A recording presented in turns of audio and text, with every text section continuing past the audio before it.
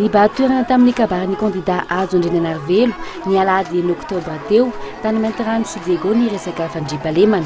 Tao Maintirano nambara fa lesona lehibe no raisiny teto amahan'ny olany tsy fandriampahalemana io. Raha faritra mena ity melaka ity teo aloha teo dia noho ny firaisan-kinanareo noho ny fahaizanareo miara-monina dia voapetraka ny fandriampahalemana tsy kelikely taty menaka. Lesona ho anay zany ary nampiasainay ao programa nasanay ny hoe raha tianao fombotra, raha tianao tampotra ny tsy fandriampahalemana eto amin'ny firenena dia tsy misy afa-tsy ny fampiresahana sy ny fandaminana ny rafim-panjakana eto amintsika. Ny mpitandro ny filaminana tokony hitandro ny filaminana, ny fitsarana tokony hitsara araky ny lalàna, ary ny vahoaka dia tokony anaran-dalàna, ary rehefa mipetraka izay zavatra rehetrarehetra izay dia mazava ho azy milamina ny fiarahamonitsika.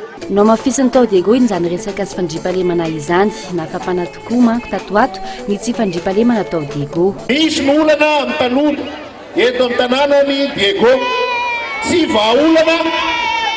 vahaolana mihitsy eto amin'ny firenentsika ny fampiasana hery, fa ny vahaolana dia ny fampitaizana ary manome toerana ny tanora mba ahafahamivelatra.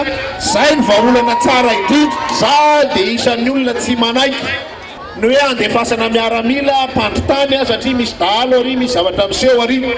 Samy malagasy zany tsy mifampandritany, tsy sanatria akory misy kôlô eto na hoe zanatany itsika ka ho ampandrinatany. Samy malagasy tsy mifampandritany fa mitandro ny filaminana manao ny asany amin'ny mitandro ny filaminana. Isika menakavy ao anatin'ny fiarahamonina dia tokony mifampitaiza mba ho tombotsoa ny firenena, mba ho tombotsoa ny tsirairay avy.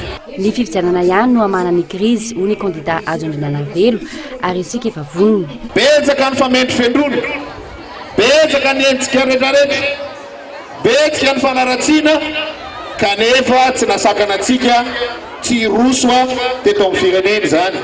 Niara-dia tamin'ny candidat Hajo ANDRIANAINARIVELO tany Diego ny vice-amiral Hippolyte Ramarson sy ny ministra tonga velon-tanazy.